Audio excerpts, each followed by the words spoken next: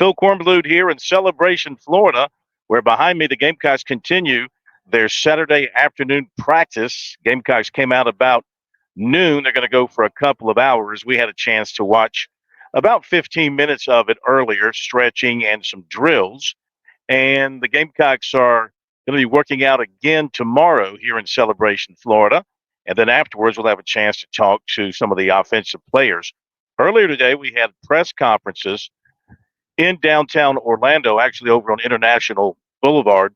And we heard from the coordinators on both sides, South Carolina and Illinois, and some selected players. So just going over to the South Carolina side, no major news coming out. Mike Shula, I guess maybe one little piece of news. Mike Shula, taking over as the offensive coordinator and the play caller, said he will do so from the field. He's not going to be up in the box for the game. So he'll be on the field, give him a chance to work directly with the quarterbacks. So that is where he will be stationed. Vershawn Lee was one of the players at the press conference and said he's feeling fine. In fact, he's practicing this afternoon. So he said he is ready to go. And they expect a physical Illinois defense on the field on Tuesday in the Citrus Bowl.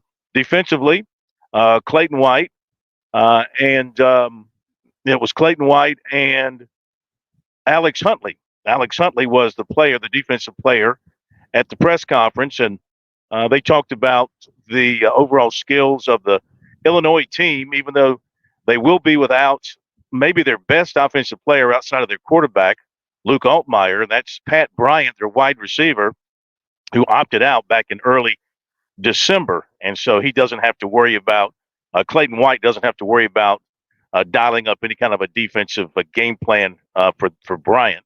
And he was a very good player for them. I think he's probably a high draft pick type of guy.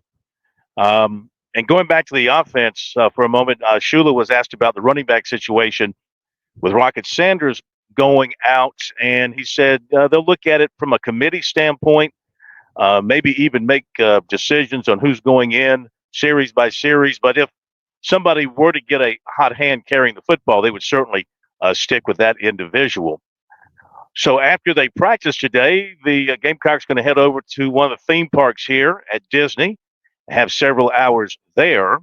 And then, as I mentioned, practice again tomorrow afternoon. It'll be mid-afternoon towards the late afternoon when they're practicing, and then they'll bring some offensive players over to be interviewed.